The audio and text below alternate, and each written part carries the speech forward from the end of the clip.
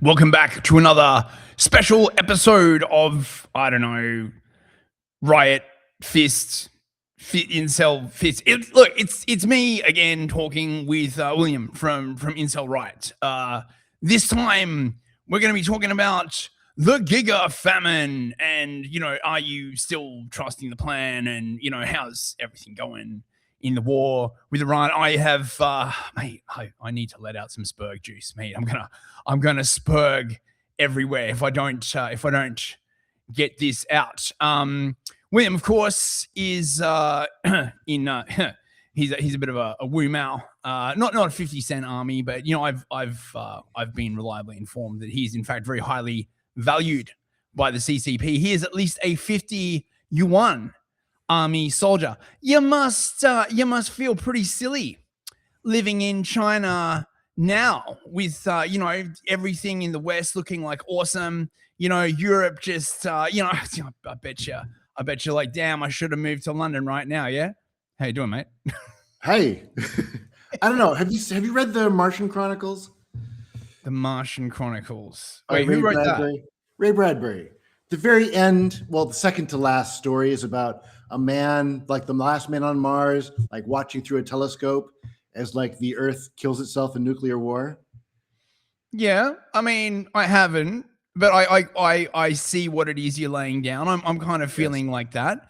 It's weird here. It's alien here, but at least I'm not on fire. Is there like a story where the dude is sitting in London looking out of a telescope to like literally the city around him, watching it being like destroyed and being like, wow, I feel so removed from it all, bro. It's like, if we don't do something, that nuclear missile streaking towards us might do some damage. He wanders into the living room, he picks up a pack of Band-Aids and he's like, I might need this, That sounds more like a Philip K. Dick or a Robert Heinlein story. It sounds actually a bit more like John Wyndham. You read Day of the Triffids, right? I've seen the movie. Did you ever? He wrote another like really, really crazy book called Leviathan, right? Okay. Which is about, because all of Wyndham's books, at least the ones that I've read, sort of are like, quintessentially like English, you know what I mean, right? Before the UK, before like, Blairism, right? And Leviathan is like, there's a bunch of these like red meteors that like streak into the sea, right? And they become unidentified submersible objects. And it turns out, bros, that the aliens are basically these weird sort of like tentacly things, and they roll up and they fish people. Like they stay in the sea and they cast out lines onto land, these sticky things, and they drag people in. Talk about an inversion of hamburgers and yeah, well, Happy Meals on. Yes. Hey, look at this! Somebody left a Happy Meal. Whoa! Oh no! And I think it causes flooding as well. Like the main sort of plot point is, they're moving through like sort of a flooded London, as opposed to like Day of the Triffids, where they're moving through sort of a post-apocalyptic. Yeah, I have some theories about Day of the Triffids, actually. Oh, really? Oh, do tell. Yeah. Because like it's before Night of the Living Dead by about 5 years, I think, 5 or 6 years. Mm-hmm. And I think a lot of the zombie tropes that like come actually out of Day of the Triffids, I think it's like one of the first like slow moving threat, right? Mm-hmm. Mm-hmm. Like, so like the tropes, like for example, like the zombies, like they put their arms out like that. Mm-hmm. Like, because Day of the Triffids, like everybody has their arms out because they're blind. So it makes sense. And I think that trope just got carried over. I haven't seen the movie. Oh, so I'm just going off the book. And the book is very much like sort of one of those sort of post-apocalyptic kind of like survival travel games. Actually, it reminds me a lot of Days Gone, actually, which is the game that I'm playing at the moment because I'm back to using the PS4 for a while. And I'm not playing modern games. I don't know. I mean, I know you design games, but are you a gamer? Do you use the gamer word? I don't know if I'd identify myself that. I probably should. And if you do use the gamer word, what gamer are you playing as you use that gamer word? Oh, well, okay. No, I don't actually. Well, that's not true. When I play Europa Universalis 4 and I'm playing as an African, I do use the gamer word in my save file. So No. I just meant general. Like what games do you actually play? Like that's it. That's the only game I play. You play EU4. You play I have an embarrassingly high number of hours in EU4. Like maybe top 10 worldwide, possibly.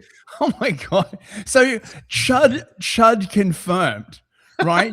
You're one of those autistic chuds, right? That plays those paradox games where you like take over.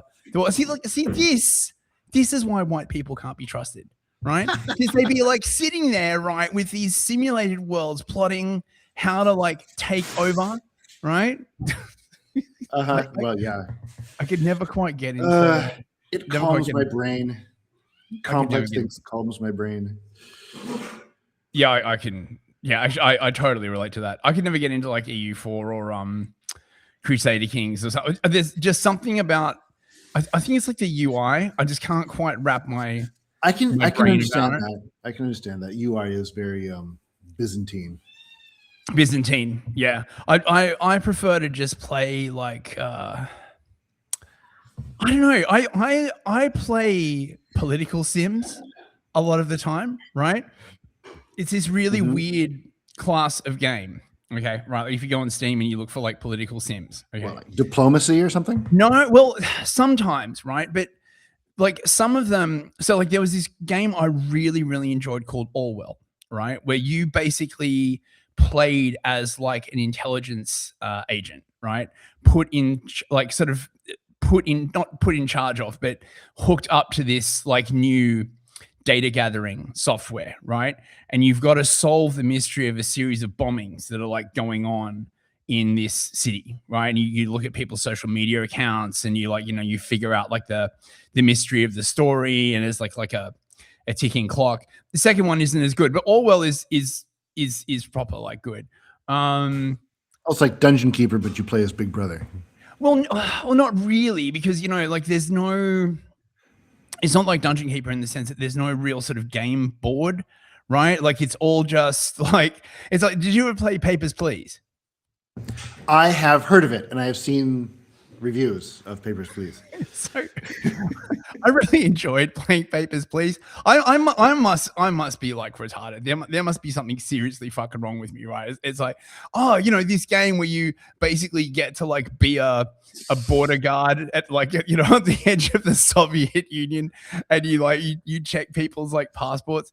It's weird. I don't know what it is about like those political sims. There's a whole like bunch of them, and I quite like them. They're less. Hold on. I guess they're less complicated than something like EU4. You know what I mean, right? Like, right. Particularly the ones where you get to play like some kind of like weird, like signals researcher or something like that. The ones I can't figure out is like every time, I don't know. When I lived in Japan, like when I was bored before I would go home, I'd go to this is back when you bought software in boxes, right? You go down there and they would like they'd have the Koei Three Kingdoms simulator that was already 14 years old, and also what is it? Like a simulator where you like drive a subway. Yeah. Piles of this stuff. And they'll cost like $100. So apparently, right? There's like a new game where you get to like run like a video rental place, right? It's like all like back in the 90s, right? You literally like rent VHSs. I saw someone doing a let's play. Apparently that's number 5 in the Steam charts at the really? moment. Like it's just everyone video store simulator. Everyone is gooning so hard for the nostalgia. But I mean, like, look, I understand it, man. Like, I'm just like I'm just playing old games. Like I'm not doing the modern gaming thing, right? You can You can use the magic words. You can no. I'm not buying this shit. Did you see Marathon, the latest Bungie game that came out? No. Oh jeez. I only play the one game. So I used to be like really into like Destiny and Destiny 2. I don't know if you like ever played that. It's like a first person shooter with like space magic. Okay, right? No. Right, basically what it is. Okay, but the writing used to be like really good, and no. And then the last Destiny expansion I played, right? The whole plot was basically one of the main characters realizes that he's gay, right? And his gay lover is exciting. Like trapped in this like time loop and got like resurrected. And so the whole thing is like, are you really the man that I love? Or are you just like, so it's oh yeah, and the subplot, the second plot is all about mass immigration, right? Like okay. Are you really gay? I'm not playing that shit. So the reason I mentioned, right, like Marathon is like the new Bungie thing, right? They could have done Destiny 3. They could have like hired some decent writers. They could have put a little sunshine into my world, but no, right? They told me and all the other chuds to go fuck themselves, right? And the new game is just, it's like, you ever heard the term bisexual lighting, right? Like that sort of purple and pink palette that a lot of the modern games use. They call it bisexual lighting, right? For some, yeah. Well, that's I mean, so like not the proper pink. Not the proper. No, Cyberpunk doesn't have bisexual lighting, like, because Cyberpunk has like proper like harsh reds and yellows, right? No. Bisexual lighting's like kind of different. Like it's like they only use like the most garish, like, and just stupid colors, right? And Marathon's basically like, it's like being stabbed in the eye repeatedly with a chopper chop. And everything just looks ugly. I am making like a personal boycott. I am not playing any more games with ugly fucking characters. I'm not doing it. I don't want no manjaw. I don't want no weird makeup. I don't like, if you can't pull off Stellar Blade, right, with like the cute Asian girl with like the awesome ass and like the jiggle physics, I'm not interested. Oh my god, what's wrong with you? I like aesthetics, like and so no Cruelty Squad, no Car Wars, no Juice World. No, none of that. I just and I kind of dig that aesthetic. I know it's over now, but I mean, I don't mind it so much with like music. I don't know, man. Like I don't think even like Juice World is like that like horrific. Like it's like, oh my god, it has become like the bane of my existence. I just hate it now. Like it's just like it's just one of those things now. I look at it and I'm like, brother, what's that, brother? I'm not engaging. And the fucking writing. Because if I'm not playing a game that has decent writing, then I'm just running around inside a virtual world, like clicking buttons, and I don't give a fuck. Like I need decent writing. So yeah, I am boycotting the games industry, and I will single-handedly be the cause for their downfall. I don't know why I'm like talking about this. My boycott of the games industry is in its 30th year. So. You are the boycott. I am the boycott. You can join me. Yeah, I mean, you just like you basically walked out before they even invited you. I'm just not interested in all that stuff. I did play Skyrim. That's quite a while ago. Oh, Skyrim, and like people are still playing Skyrim.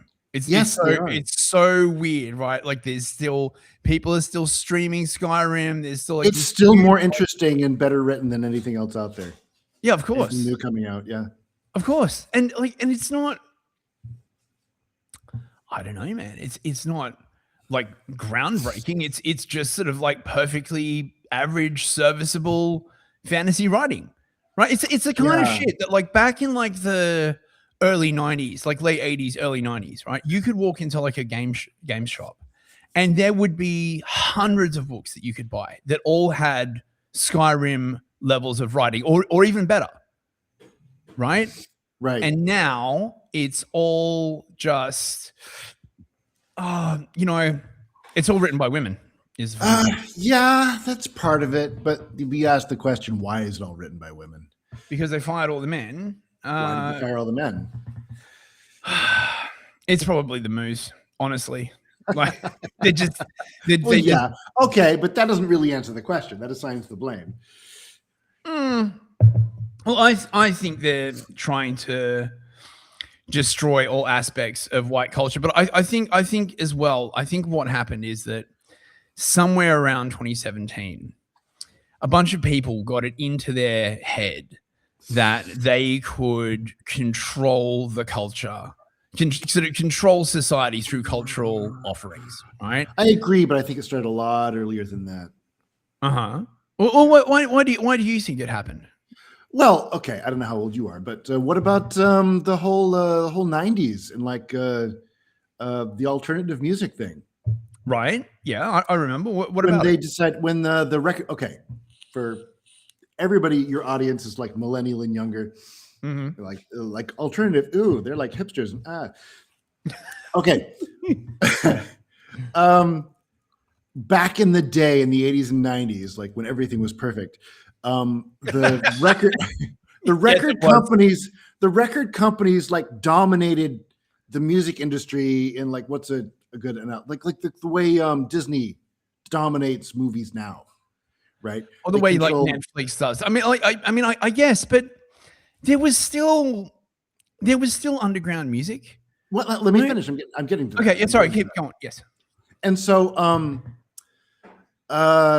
like right about like after 1985, they started like buying these cheap black acts, rap stuff, right, and like literally forcing that on everybody. Yes, right. They would literally cram it down your throat, and because it's a cost thing. It's literally just a cost thing. They're easier to manipulate. They cost less, right? And so you got like all these crappy hip hop acts, and like the alternative thing was like literally like people sharing tapes with each other, like in an underground way. And like if you're a millennial, you caught the tail end of that when like the underground resistance had already overcome like the record companies, which is a real thing that happened. It was like very early 90s. I thought it was all the New York and LA Mooish record producers like deliberately pushing degeneracy. I've heard a bunch of people say that. Didn't even NWA say that? Yes. Like that it was a deliberate thing, especially to like break up like the black family and get them all like thugging and hooding and rhyming and smoking crack. Yes. The establishment could not incorporate black culture the way it easily like the establishment took over. Like you'll hear like Candace Owens and people like say like the CIA and the intelligence and the Mossad like created hippie culture. That's not really true. They took it over is what they did. Yeah. And so like all the like most countercultures have either been crushed or taken over. And there's a good documentary about this called COINTELPRO versus the Panthers, where the Panthers, like black Americans would not refuse to not identify as a group, right? Oh, like that's very, very bad. Because you can, like white people, you can like appeal to their individuality, you can appeal to their greed, right? And you can turn them against each other very, very easily. And the black people, they couldn't. Oh, I mean, so you can now. It didn't always used to be like that, actually. Hang on. So what happened was, they assassinated all the head Panthers, and then they infiltrated. This is in the documentary. They infiltrated it, and the remaining people, they like passed fake messages back and forth, and made them believe that they were like plotting to kill each other, and they split it apart, right? And the Panthers, the two halves of the Panthers, they become Folk Nation and People Nation, which eventually grow into the Bloods and the Crips, literally. Really? They're directly descended from the Panthers. And fill it up with drugs and then they appeal to that culture, right? The violence and like the machismo. Oh my God. Okay. Group identity. But now you have two groups that are killing each other. Okay. And that's how they kill black nationalism. If they always co-opt and destroy any sort of, you know, identitarian like group, right? Mhm. What do you think they're going to do to the Gropers? Like, They you are know, the Gropers. no, They are the Gropers. no, like, you know, like in 10 years, will it be like, you know, buy your new Groper watch, right? Like, you know, they'll have like, you know, mega church preachers being like, you know, for real, no cap, you know, like, I mean, Well, the Groypers are, well, it's clear to me, I mean, people may disagree, that Groypers are an attempt to take over Chan culture. I'm Right? So not. now you, Look, I don't know about. I know I people, know everyone says, you know, Fuentes is a Fed and stuff like that, right? Jake Shields and Lucas Gage and Sneeko, like they're all gay. Yeah, I They've all been in mean, pornos, man. yeah, didn't something just drop about? Is it Sneeko? I just posted it. Well, somebody just posted it to the group. Yeah, like Sneeko was in a gay porn, and I responded to it by posted Jake Shields, like, you know, like kissing this dude's ear. I mean, okay, but I always thought that the Groypers fundamentally were around Fuentes, like really, right? Like all these other. There's a bunch of them. There's a bunch of them. No, but all these other like. He's the biggest one. He's the head honcho, right? And you can't take him down, because he doesn't use his dick, right? Like ironically, right? Like his virginity is actually like his greatest strength, right? Because you can't, and you know he's a teetotaler. You can't get him drunk. You can't like film him with like some. Okay, I understand that everybody's very attached to Nick Fuentes, and it makes them very upset. Like to lose this like major marker of group identity, but that dude is so gay. I mean, maybe. I mean, like that doesn't. Honestly, it doesn't really bother me. Like, I know. Like, you know, I'm probably going to lose my right wing card, right? I don't like, think so. His star is declining. I don't see very many like actual Groypers anymore. Not since he did the Epstein tracksuit thing. Like that turned a lot of people off.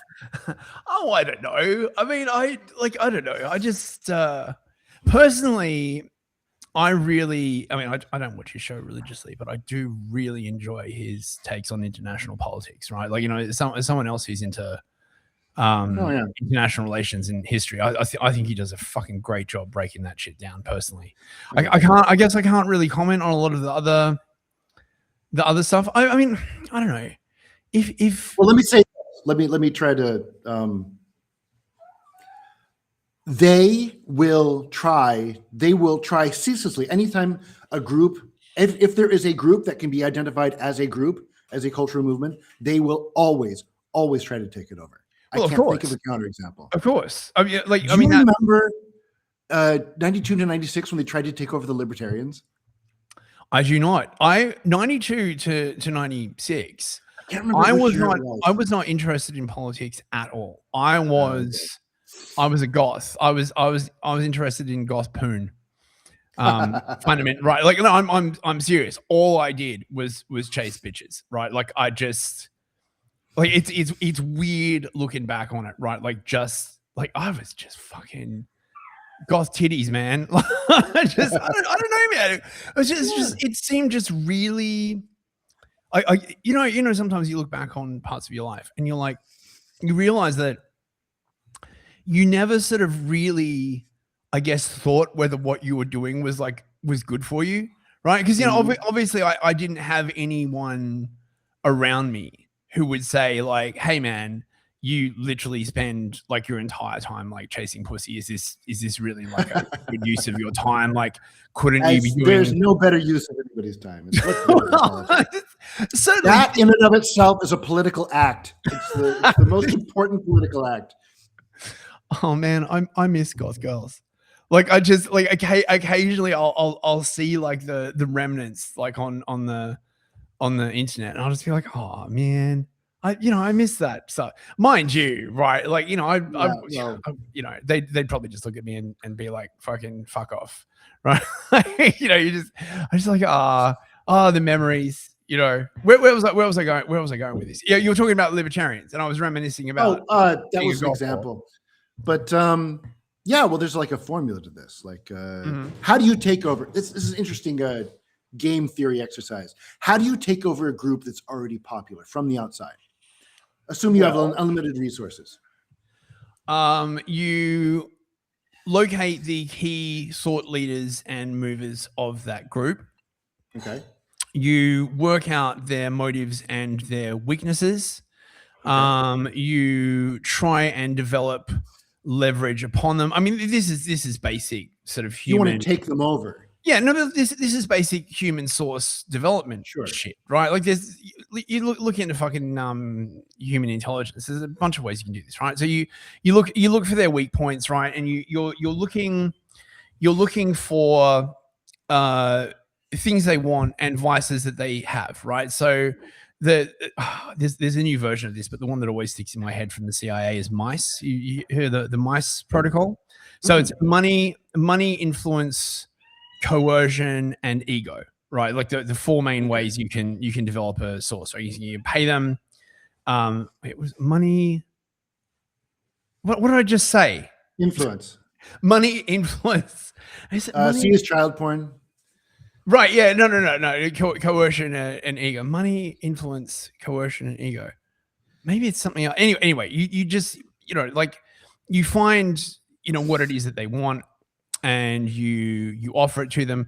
I mean, I think in the modern world, I guess you're probably right because, I think mice was developed like post-World War II. It's probably like 50s, 60s. Now they've probably got like a whole new one that's like, drugs, CP, okay, that's Instagram to fame. Subvert somebody who's a problem, and maybe you can take him over. But how do you replace him?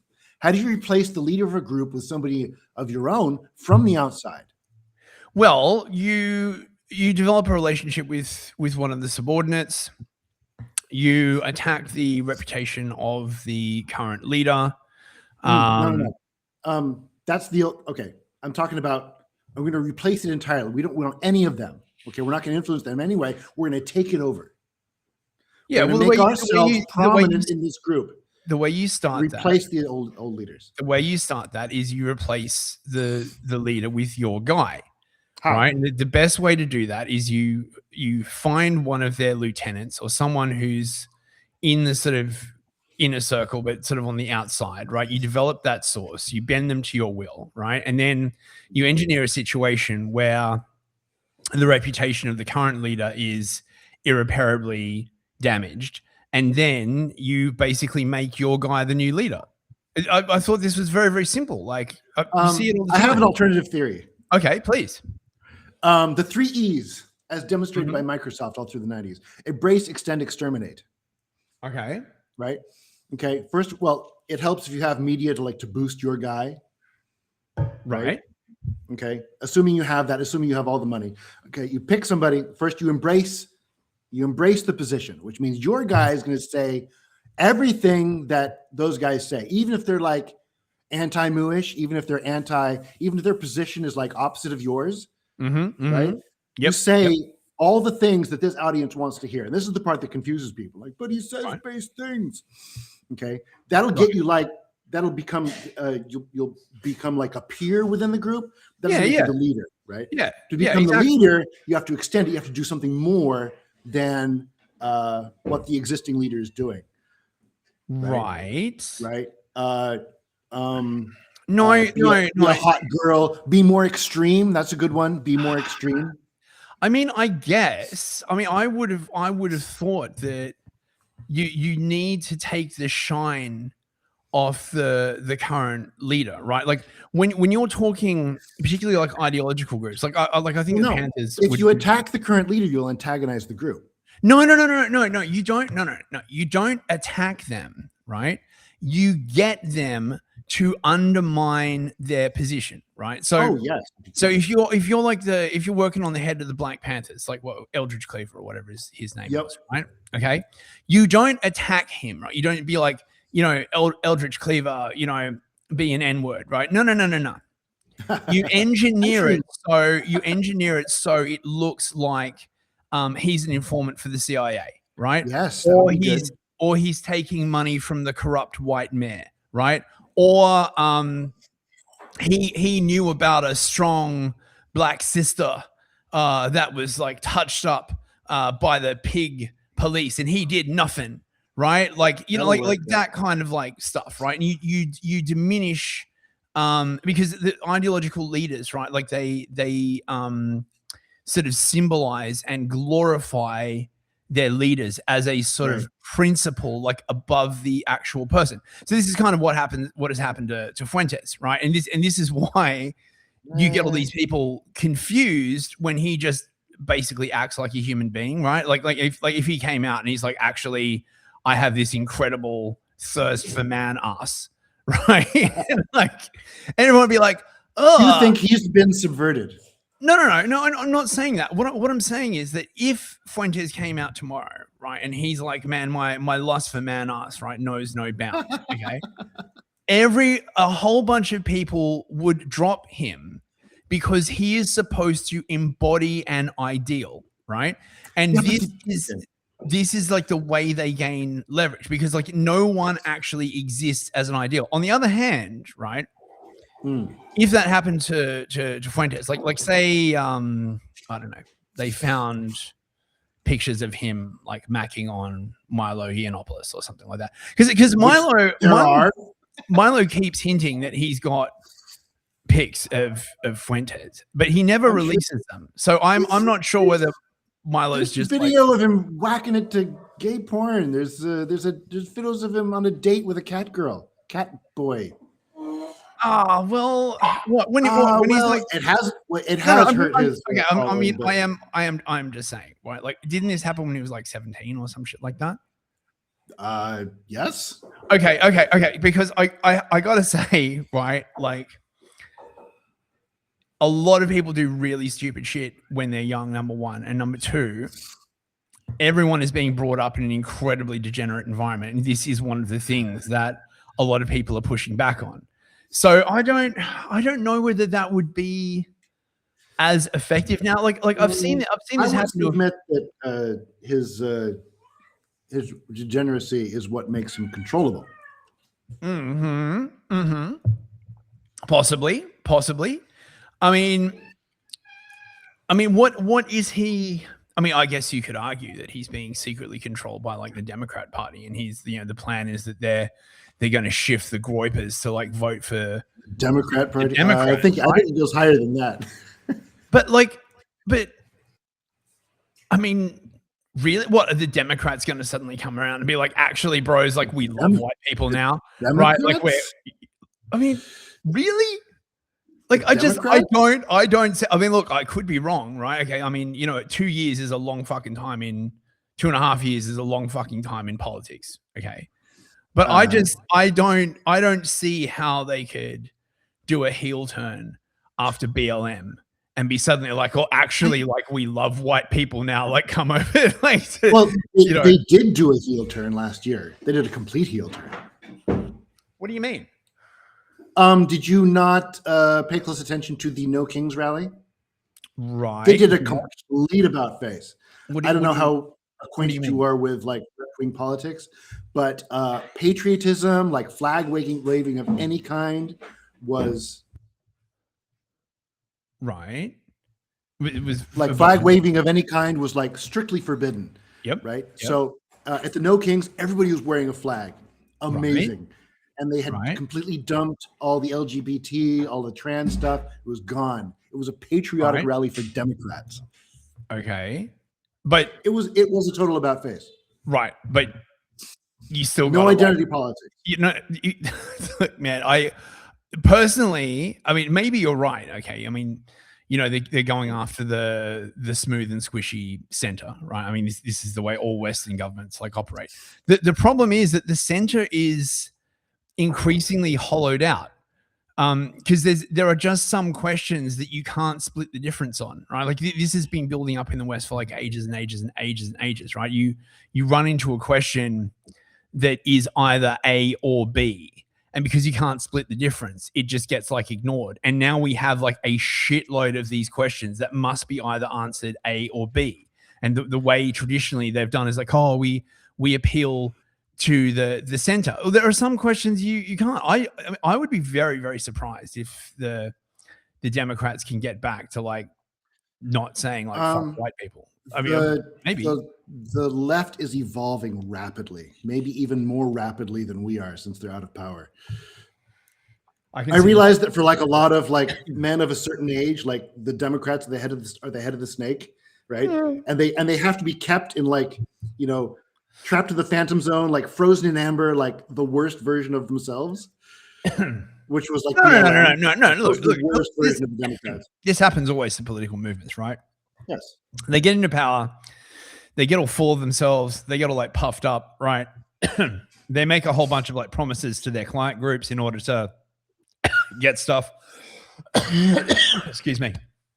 And I think the next election is probably the first time that I can remember, and the same thing's happening in the UK, where whites will actually be like a client group, right? Rather than just the air you breathe. You know what I mean, right? And the fact that they are a client group will then lead the political establishment to deal with them like they would any other block client group. You know, the blacks or the Latinos or the gays or the Jays or like whatever, right? Mm-hmm.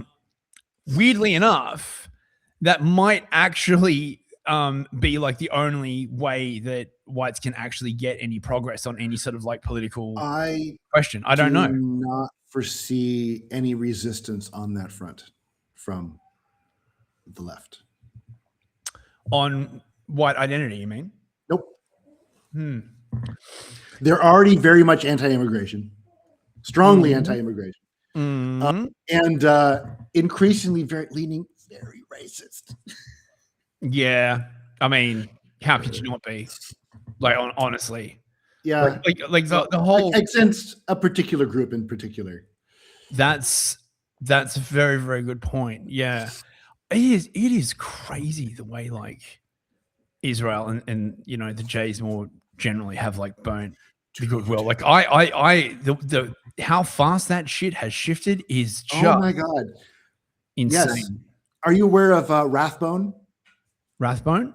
Yeah, he's like the really bright blue eyes, like the big shaggy hair. He's like a full-on like self-identifying communist. I follow him. He's hilarious. Wait, so is he a politician, a comedian, a chicken sandwich? Influencer kind of guy. He does funny like TikTok videos. It's very amusing about Israel mostly. Okay. He over the past 3 years has morphed into the most virulent racist that I've ever seen in my life. He is literally like exchanging messages with Jake Shields now. Is it this is the thing. I don't really follow these like idiot anti-Semite influences. Like I think I do. I think isn't it Jake Shields like the dude who's like so stupid that sophistry doesn't work on him, and that is like literally his greatest strength? Like, isn't he the dude he'll go in and he'll like debate? Stupid. He'll debate someone like Shabbos Kestenbaum, right? And they'll be like, well, actually, what you really don't understand is that you haven't read like book Halalalach of the Mishnah Torah, and therefore, and he'll just be like, nah, fuck you. Like, yeah, he's a MMA fighter, I think. Right. Yeah, that's him. He's not very smart. I think he's blocked me now. I mean, I don't know. I mean, the new fasci Democratic Party. I mean, like, it's kind of on brand for Newsom in a way, right? Like, he could. Is it? He could. Well, I mean, no. I'm saying he could reinvent himself as sort of like the Democratic Homelander.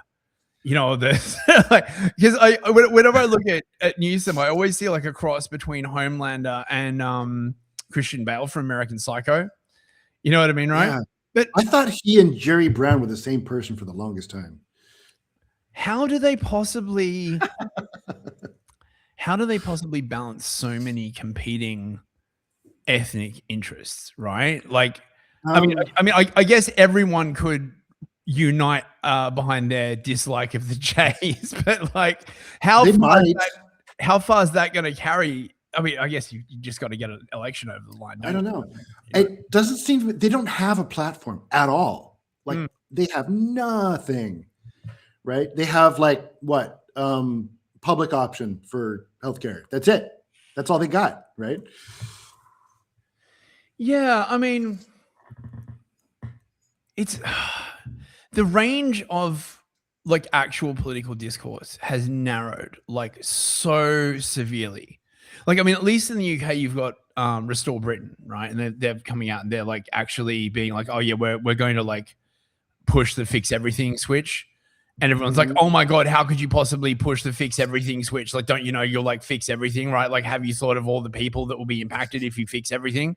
And it's finally gotten to the point now. I think it was like all the rapes and the killings that did it, right? I can't be sure, right? But I'm starting to think that might have had an effect where they just don't give a shit anymore. Like all the sort of pre-COVID, like, you're a racist, like just no one gives a shit. I mean, I haven't given a shit for like ages, but it's clearly spreading.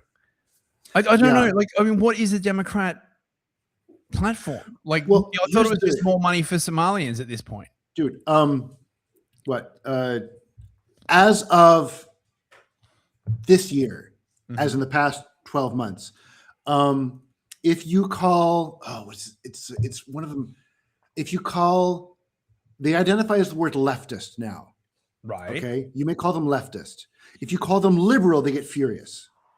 And they'll tell you why they're not. If you call them Democrat, they'll get even more furious. So across the board. So what, they're Stalinists now? I don't. No, they're just, it looks to me like they're, retreating, right? Away from all these things that are failures. Right. And are toxic. Like the war is like a big reason. I mean, I gotta say, if they detached from the mooish left, right, and gave up all the weird Tikkun Olam bullshit, right? The all like, there are no differences between anything, and all the weird queer theory sort of, adjacent kind of by stuff. And large, they have. Well, that's what I'm saying. Like, you could actually have some kind of an actual platform in that case, right? Because the problem with with the Tikkun Olam is it's just insane. Like everything. Know you're resistant to this idea, but I'm going to put it to you anyway. Okay. National unity. National is unity. A distinct possibility. I mean, no, I'm not resistant to that idea, right? Like national unity. No. Look, no. National unity is a solid political play, right? You could argue it is the most solid, the most fundamental political play that there is. Okay, all regimes need a political formula, right? Yeah. And national unity is at its core sort of like one of the best political formulas, right? It fosters legitimacy, it fosters like sort of contacts between groups and and America has always been pretty good at we're all Americans, like no. I mean, this thing is, man, like I feel like they rode that mule into the ground, right? Like they picked it up in Juarez, right? And they've like ridden it like all the way to fucking Arizona with like without any food or water. And it's just like, enough, I'm dying here, right? Keep going. Like what, like, I mean, man, if the left came out as like being strongly anti-immigration, that would be they already are. Furious. They're extremely strongly anti-immigration.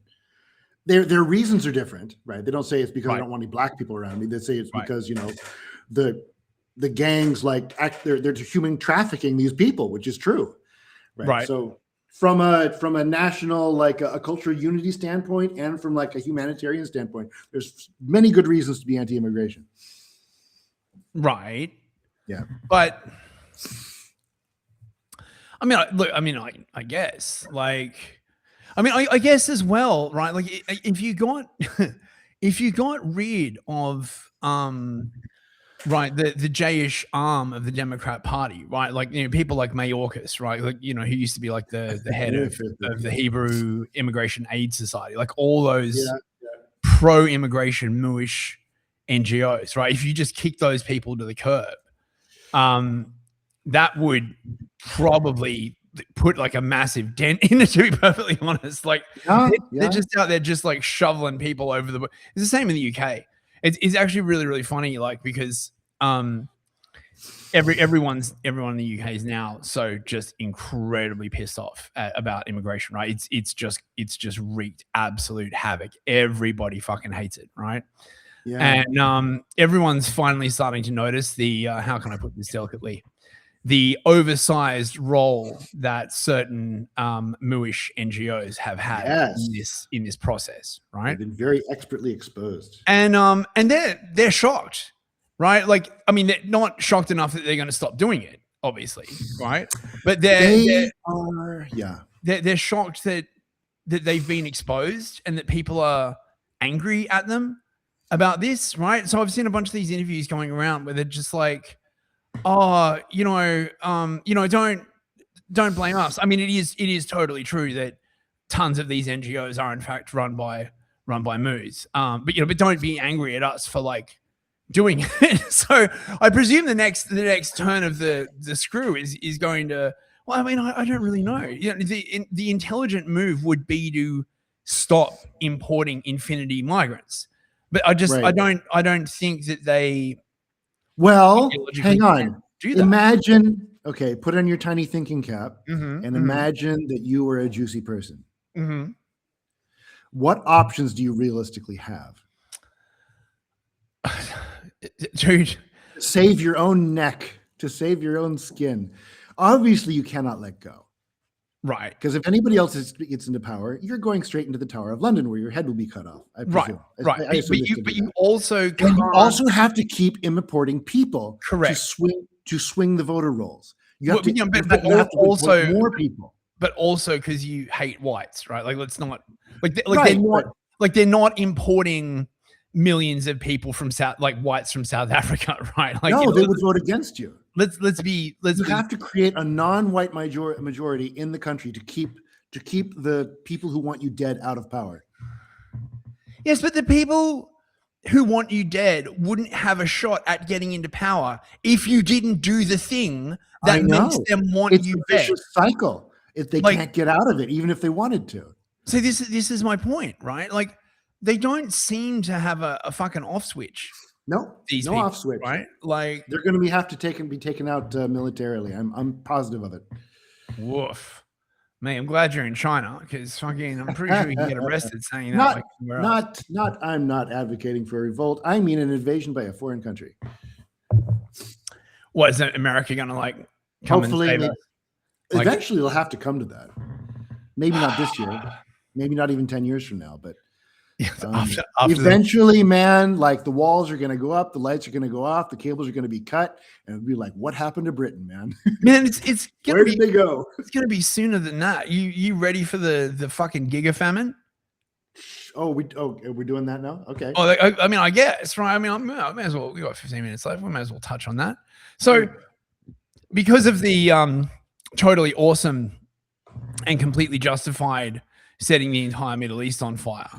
Right, the Trump administration like totally chose to do completely by itself without any foreign influence. I don't want to hear anyone say anything different, even if Trump himself says different. Okay, right? The blockage of the Strait of Hormuz is like, and of course, all the gas supplies, like gas fields, getting like the shit bombed out of them. Right? Yes. It's going to massively affect fertilizer production because I mean most people aren't aware of it. But that's how you get fertilizer, right? You get natural gas, you turn it into ammonia, and then you turn that into urea, and you add like sulfur, and all of these things come from oil and natural gas production, right? Mostly, yes. So there's going to be like a massive famine, right? Would it be a buzzkill if I said I didn't think so? Well, no. I mean, look, I'm always willing to take the optimistic view on this, right? I'm just I'm concerned, right? Like I'm doing that British thing. It's like, oh, this looks pretty bad. You know, if we don't do something like soon, right, bad things might happen. What could the UK do, right? I mean, if only it literally had a shitload of gas and oil fields like off its coast with ready-made pipelines like already built. If only, right? Except the fucking the commie moo that has basically taken charge of the entire energy infrastructure in the UK. This guy called David Miliband. It was Ed Miliband. He's crazy. Like he is fucking deranged, right? Everyone's turning around and saying like, listen, look, we know you're like all for net zero and you know you're all for saving the environment and all this kind of like other shit, right? But it now looks like there's serious possibility that, you know, the price of oil and gas is going to like double and there's not going to be enough fertilizer and all this kind of other stuff. And he's like, oh, well, no, actually it won't help because we buy these products off the global market. So even if we started extracting oil and gas, like it wouldn't help at all. There's nothing we can do. It's, you know, it's very, very complicated and stuff. And he's been saying this shit basically for fucking 10 years at this point. Like, I mean, he's only been in power for like the last, well, since Starmer got in. So I guess it's edging up on like 2 years. But every single time someone says like, yeah, the whole country's going to shit because energy is like insanely expensive, right? You're taxing everyone like out the ass. That's why, like, because every about like 6 months, right, the government comes out. They just did it again, and they're like, we're gonna make the UK the most attractive place in the world to invest in AI. And you're like, what the fuck are you talking? The UK has like the second highest energy prices in the entire developed world. Okay, so that's problem number one, right? Who's higher? Well, yeah, exactly. Right. Everyone's leaving. Everyone who can is leaving. Okay. The tax is freaking insane. The regulations are insane. How are you going to like develop any kind of an AI company when they've got like speech laws everywhere, right? And they're totally poorly defined, of course, because like that's the point, right? Like, you know, what if you start up an AI company and it spits out an image that just happens to cause someone like, what's the test they use? It's like just I don't know. No, it's something distress or alarm, right? Like it's so poorly defined. It's like it's basically like if you see a thing and you get your panties in a twist about like anything, basically you can call up the cops and be like, you know, arrest that motherfucker. Another thing predicted by Douglas Adams. Really? Yeah, remember the peril sensitive sunglasses? I don't forget which book that was. I think it was the second one. No, it was the first one. It's the when peril sensitive sunglasses. Yeah. When he first meets Zaphod, he's got them on, if I recall correctly. I don't think so, but it doesn't matter. But yeah, the if it sees something that might distress you, it just like blacks it out so you can't see. I might be confusing the book with the BBC series because I've watched that possibly like a bunch of times. Great, really. Man, it's so sad to see like the BBC used to actually, you know, back when Britain was a proper country, right? And like the BBC like actually did like proper television, and now like they do stuff on like, did you know like one of the kings of England was like black and in a wheelchair? And I saw that black gay and in a wheelchair. It was Richard II. Fuck this gay earth. Like I know people want to believe like it's stupidity, but I think it's deliberate. I think there's only so many times that people can make these like horrendous and totally obvious fuck ups before you're like, you're doing this deliberately, right? Like I had no idea that if we like blew up all the power plants and stopped like all the oil and gas, like the price of energy would go up. It's like, dude, like you're literally just either admitting that you are like Klaus Blofeld from James Bond, or you are a literal fucking retard. Right, like you are literally like you have brain injury. In which case, like, why the fuck are you anywhere near government? Like, have you seen the newest theory? Oh, the newest theory. Oh, tell me the newest. Mr. I Obvious like the theories. reposted this from 4chan yesterday, Mhm. and I've been researching it ever since. Right? Basically, his theory is like there are two globalist factions at war right now. This is not my theory, where it's like, Trump versus everybody else. This is like the Trump faction doesn't even figure into this. But it says that you can basically break it down into like two groups. One of them is the old money, right? Centered on the city of London, which is the Rothschilds, the old families, the DuPonts, right? And they are making money off of Iran right now. Yeah. I saw this theory. Yeah. Right? This because is really right because Iran, they're under sanctions, that they're off grid, right? Yep. And so all the trades with Iran is cash, and everything. Okay, all the energy credits, tokens they get from Iran get collateralized, and this props up the very, very leveraged, right, old money system. And then the other faction is like the Palantir, like the Silicon Valley faction, who are trying to cause a global crisis to wipe out this other faction and replace Iran. Because if you want like complete global like digital currency and all this kind of like other stuff, right, you got to wipe out these old money groups. You can't have any like dark money flows. The thing with that is that I thought like the old money people like really wanted like a digital currency. I mean, for the Goyim that way. I think no. Yeah. Like, for the Goyim, obviously, like not for them, right? Like they want a two-tier system, right? Where like you have to get permission to like withdraw like $500 from the bank, right? And they can like, blow a couple of $1 billion in gold on like yachts full of hookers, right? Because what are you going to do? I mean, and then there was the thing about like, don't the Rothschilds like want a central bank in like every single country? On the other hand, that's like a Goyim level. That's a theory that people could throw around. Like they say that like every country in the world is a central bank, because these three countries is the countries they just hit. And Iran has a central bank, right? Like that's but they don't have a Rothschild central bank. Well, I mean, it's kind of true, right? Like it's not. It is true. Their central bank isn't integrated into. I mean, it's been cut off from like SWIFT and all this kind of other stuff. I mean, I feel like there's some utility to that theory, right? Because but it's not. Remember countries on that list. Remember when 2008 happened, right? Mm-hmm. And it started to bite, and then it came out like a couple of years later that for a while, literally the only thing that was propping up the banking system was drug money. Right? That's true. Like Catherine Austin Fitz has been saying that since the 90s. Yeah. So they basically came in, right? And the banks, they're like desperate for cash. And so they just start tapping all these like illegal money flows. I could see it because like Iran does export. They're liquid. They're liquid. Yeah. And also I believe they do quite a bit of trading in gold. And gold, of course, is like the fundamental ultimate liquidity. Yes. Yeah, it's the fundamental monetary asset, right? Like everyone wishes that they had gold, like at the end of the day, because everything else is leveraged on top of like everything else. I mean, so it's interesting. Like, so the Palantir state is at war with the city of London, the old money. Trying to take it out of it looks like.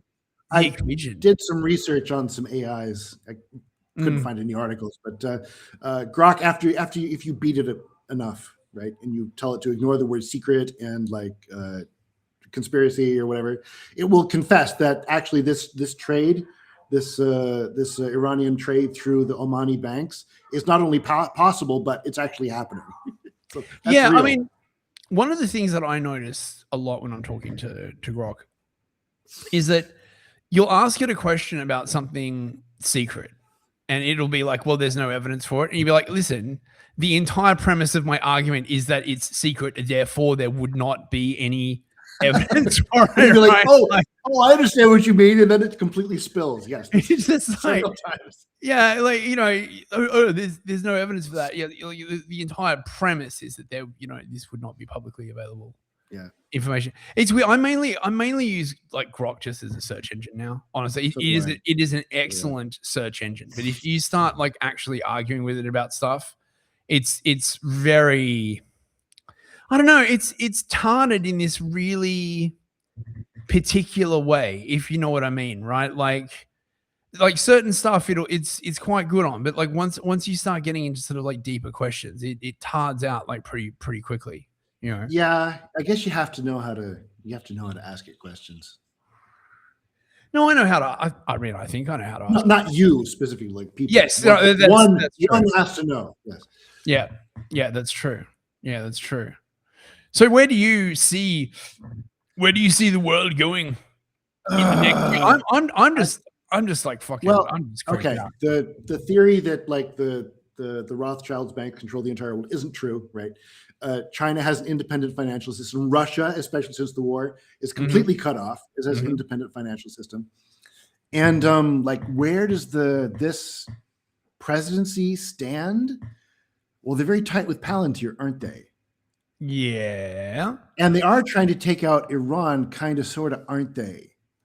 But yes. also, they just prevented the financial crisis that the Silicon Valley faction says that they want. But did they? Like, they did. No, look, they man. did. Dude, like, hang on. Last point. The Lloyd's of London, which has been ensuring British shipping for 500 years, right? Not just British shipping, the world shipping. Global shipping, right? That's like the last remnant of British Empire, one of the last remnants. Yep. They declined. They said, we're not going to insure things going through the Straits of Hormuz, which would have caused a global financial crisis. It would have. That would have been it. Okay, it's the first time that's ever happened that I'm aware of. Right. And Trump steps in the last minute and says the United States will insure all these vessels. Right, but that's also bullshit, right? Trump only allocated like 20 billion, which is nowhere fucking near. It's true. It's true, but it headed off the story that, you know, that no. I mean, it might have headed off the story, right? But that facility isn't open yet, right? It doesn't cover environmental damage or pollution or any of this other stuff. I did read a really interesting thread, like that basically supports like what you were saying, that that by crushing global demand through the Straits of Hormuz, you might get this weird paradoxical effect where within the USA, by sort of like damaging the export market, it might actually drive down prices domestically inside the USA, right?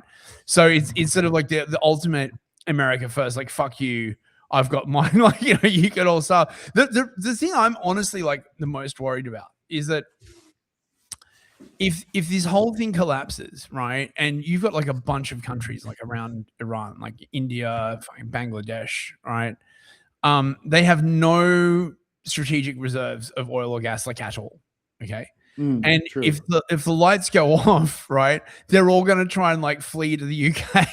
Like, just, it'll literally like it'll. Well, they won't have gas for their boats, so they're not going to get. I guess like how. This is the other question. Get up and paddle. This is the other question. I'm like, put your legs in the water and kick. just walk to France and then like buy like. That's a long walk, man. You're going to get. That's true. That is a long walk, sir.